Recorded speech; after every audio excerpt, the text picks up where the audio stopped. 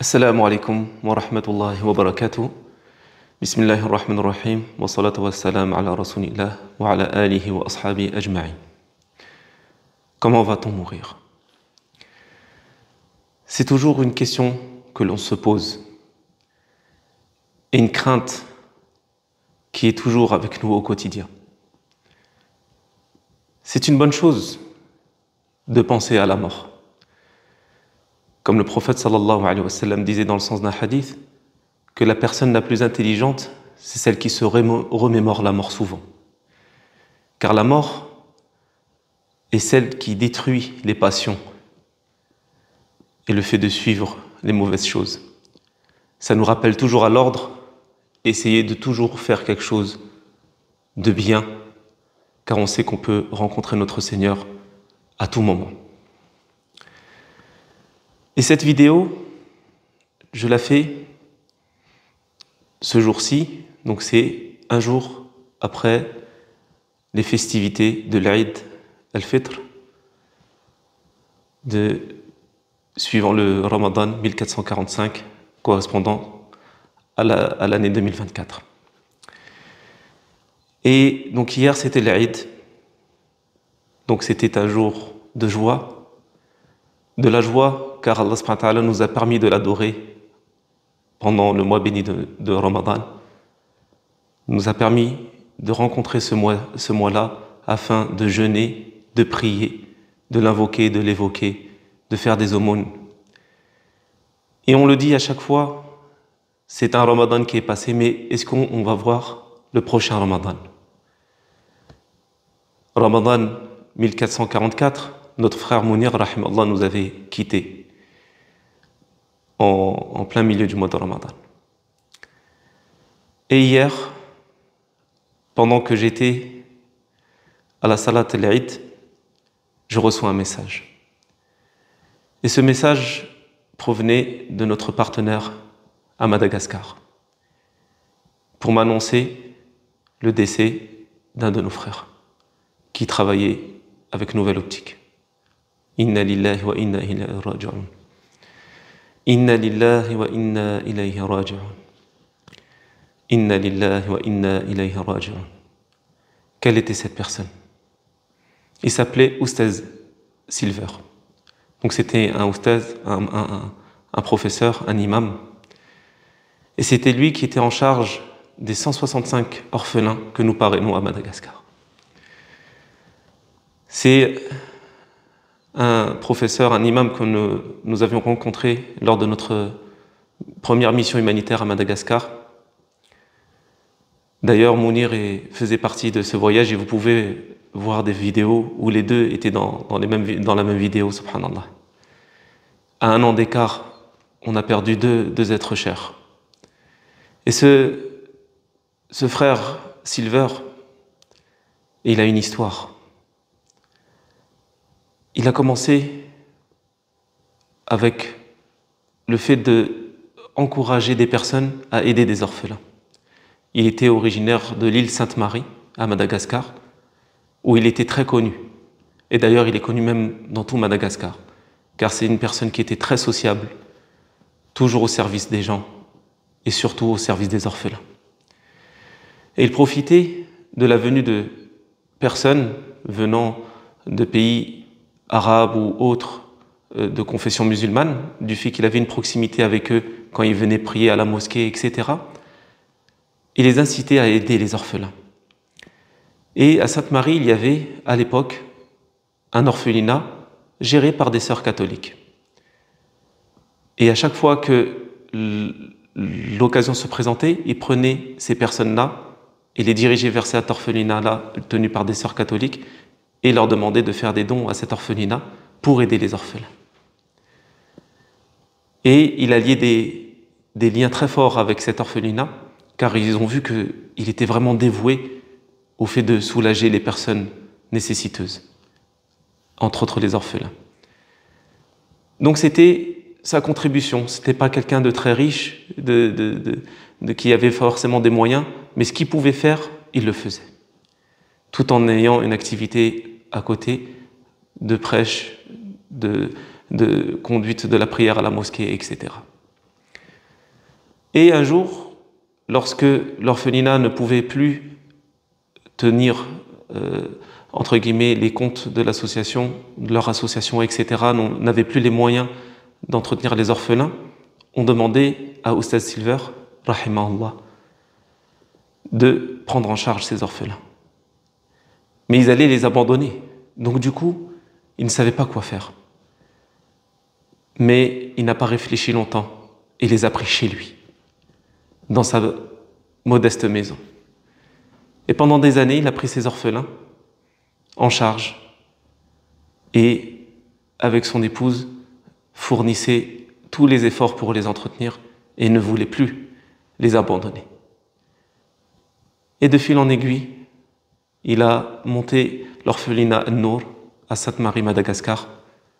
Et Allah subhanahu wa ta'ala, de par sa dévotion à la cause, lui a permis de trouver des personnes qui l'aidaient, jusqu'à que, alhamdulillah, l'association Nouvelle Optique, après avoir fait sa rencontre, nous avions pris la totalité des orphelins, soit 165 orphelins, en charge. Et les 165 enfants le considéraient comme vraiment un papa.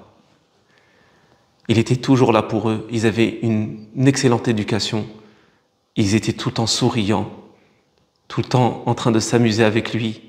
Il les amenait en sortie, ils allaient à la plage ensemble, ils allaient faire des excursions. C'était vraiment quelqu'un qui donnait le droit aux orphelins. Rahimallah. Et lorsqu'il est décédé hier, Allah subhanahu wa ta'ala lui a fait un énorme cadeau. Quel est ce cadeau? Vous allez me dire, mais il est mort, quel cadeau? Il lui a donné une mort pendant la prière de l'Aïd dans le soujoud. Allahu Akbar. Rahimallah. Il est mort dans sa prosternation, une situation où on est le plus proche d'Allah subhanahu wa ta'ala. À travers cette mort, Allah subhanahu wa ta'ala lui a montré qu'il était parmi les rapprochés. Inch'Allah, nous jugeons les situations à ce que l'on voit. Mais quand on voit des bons signes, comme cela, ce n'est pas trompeur, surtout quand on sait ce que la personne a vécu et dans quelle cause elle était engagée. Et cela, hier, j'ai passé un Eid en famille, certes, nous étions contents, comme je vous disais, de par le fait qu'on a adoré Allah pendant ce mois de Ramadan, on est content de retrouver notre famille, mais j'avais une partie de moi qui était très pensive et triste d'avoir perdu un frère, Oustaz Silver, rahimallah. Et en même temps, j'étais content, parce que je me disais, il est mort dans la meilleure situation, en prosternation devant son Seigneur. Qu'Allah nous accorde une bonne fin. Et cela fait beaucoup réfléchir, car il n'était pas très âgé. Il n'avait même pas atteint la cinquantaine. Et subhanallah, Allah subhanahu wa ta'ala lui a repris son âme alors qu'il n'avait pas d'antécédents de santé. C'était quelqu'un qui... C'est vraiment une mort subite, mais dans la meilleure situation. Et quand on échangeait avec les frères de l'association, j'ai dit, il faut qu'on se concentre sur ces orphelins. Et sur les orphelins en général. Car c'est pour avoir une mort telle que Oustaz Silver, rahimallah, faisons tout notre possible pour être proche des orphelins et être des bienfaiteurs. La mort va nous atteindre. Il n'y a pas de doute à cela. Toute âme goûtera la mort. Mais quelle mort? La mort est une chose où on va tous y goûter. Nous allons tous passer cette étape. Et certes, comme le prophète sallallahu alayhi wa sallam disait dans le sens d'un hadith, les personnes vont être ressuscitées selon l'état dans lequel ils sont décédés. Et ils vont décéder selon l'état dans lequel ils vivaient. Dans quelle situation vivons-nous? Quel est notre souci quotidien? Quelles sont nos actions au quotidien? Quelles sont les actions que nous faisons sincèrement pour Allah subhanahu wa ta'ala?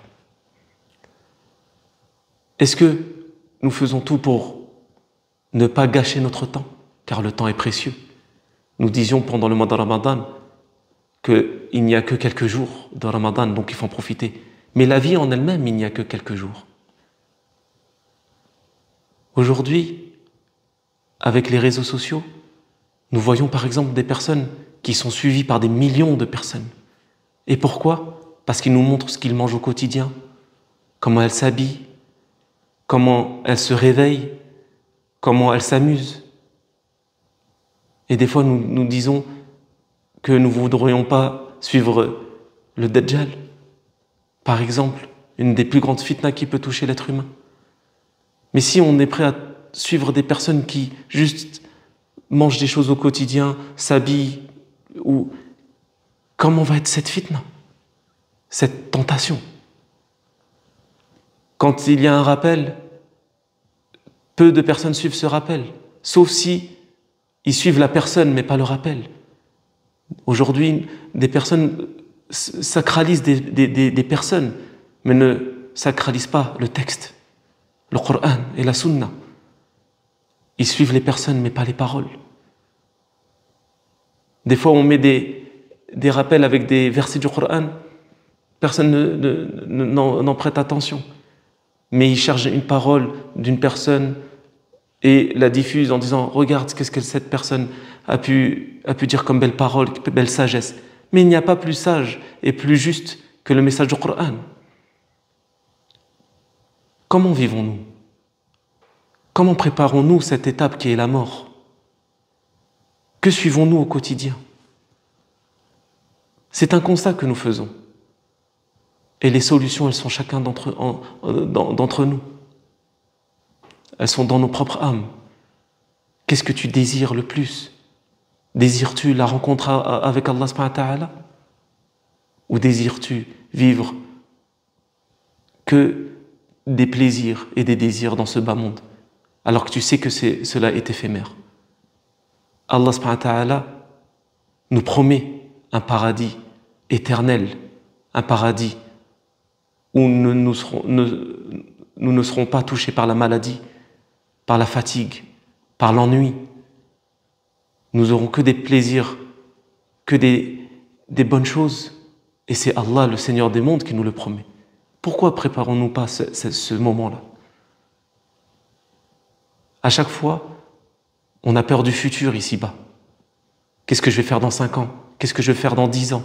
Et on met toute notre crainte, tous nos soucis dans cet objectif qui est voué à disparaître. Et quand c'est pour l'au-delà, oui, c'est bon, j'ai déjà fait ça, j'ai déjà prié, j'ai déjà fait une aumône. Nous devons redoubler d'efforts dans nos actions ici-bas, pour l'au-delà. Et non redoubler d'efforts dans les choses de ce bas monde, pour acquérir ce bas monde, pour en fin de compte le quitter. Quand on voit la mort de Ousseh Silver, et même de notre frère Mounir l'année dernière, c'était des gens qui étaient dévoués pour les gens. Nous avions, après la mort de Mounir, entendu des choses extraordinaires. Par exemple, ils ont rencontré une personne dans sa salat janaza. Ils ont dit « Mais qu'est-ce que tu fais ici ?» Il a dit « Je me suis converti à l'islam à cause du frère Mounir. Et aujourd'hui, je veux être là pour sa prière mortuaire. » Le frère Mounir, des actions qui sont réapparues après sa mort, comme le fait qu'un jour il s'est rendu dans une maison de retraite. Il est rentré par erreur dans une chambre où il y avait une vieille dame avec son mari, un vieux couple, un couple de personnes âgées. Et ils lui ont dit « Reste avec nous pour parler un petit peu. » Il a dit « D'accord ». Il s'est assis avec eux et après il a lié d'amitié jusqu'à que ces deux personnes-là se sont converties à l'islam et qui aujourd'hui même ont appris à lire le Coran. Regardez ces personnes-là, comment ils utilisaient leur temps pour le bien. Et c'est des exemples de notre entourage. La mort va nous toucher. Mais comment serons-nous préparés à celle-ci? Nous allons rencontrer notre Seigneur, mais quelles seront les actions que nous allons lui présenter? Et selon notre vécu et nos actions, quelle mort va-t-il nous décréter? Quelle mort nous a-t-il décrété? Oussa Silver, il est mort dans sa prosternation. Et dans une prosternation, qu'est-ce qu'on dit? On dit at-tasbih, on glorifie Allah subhanahu wa ta'ala. Il était dans cette situation-là. Et Allah subhanahu wa ta'ala lui a accordé cette situation, cette mort, cette belle mort, de parce qu'il était préoccupé au quotidien. Le fait de satisfaire son Seigneur en entretenant l'orphelin, en diffusant la bonne parole. Mon frère, ma sœur, à partir de cet instant, sache que la mort va t'atteindre, va m'atteindre. Chaque jour compte, chaque instant compte, afin que nous nous rapprochions de notre Seigneur sincèrement. Laissons les gens qui nous promettent cette dunya et les clés de la réussite, avec des coachs, avec je ne sais pas quoi, pour nous dire oui, tu peux réussir, tu peux devenir une personnalité, tu peux devenir connu, tu peux avoir des millions d'abonnés, tu peux avoir. Concentrons-nous sur la promesse d'Allah subhanahu wa ta'ala pour sa vie éternelle, parmi ses rapprochés, pour vivre avec les anges, les prophètes, les hauts rangs. Et Allah subhanahu wa ta'ala ne reviendra pas sur sa promesse. Tandis qu'ici, tout ce qu'on peut vous donner comme formule, à la fin vous pouvez être trahi. Mais Allah subhanahu wa ta'ala ne reviendra pas sur sa promesse. Diffusez cette vidéo. Faites un maximum d'invocations pour notre frère Mounir, rahimallah, et Oustaz Silver, qui nous a quittés hier, le jour du Eid. Regardez, des fois on a peur de s'engager dans des choses de la vie pour la bonne cause, alors que quoi qu'on fasse, nous aurons notre fin. Donc, investissons notre temps dans la satisfaction d'Allah à travers les bonnes œuvres. Déjà, dans un premier temps, en nous éloignant des mauvaises choses, des péchés, des interdictions, en étant dans son obéissance, en obéissant à ses injonctions. Ensuite, en faisant le bien autour de nous, surtout auprès de nos proches. Chacun d'entre nous doit bonifier sa relation avec ses parents, ses enfants, ses conjoints, ses voisins. Aussi, faire du bien autour de soi. Être un exemple. Le musulman est un exemple pour une bonne vie en société. Nous devons être des personnes dont émane le bien, émanent les bons comportements et la sécurité et la paix. Barakallahu fikum. Assalamu alaikum wa rahmatullah wa barakatuh. Dans ces salles, donc, il y a 45 orphelins qui dorment ici. Donc 2 chaque lit. 2 garçons chaque lit. Il y a encore 2 lits qui n'ont pas de matelas ici. Vraiment, on a beaucoup besoin d'aide ici. Par exemple, comme le matelas pour les lits, des nourritures, des vêtements, tout ça. Même les fournitures scolaires aussi.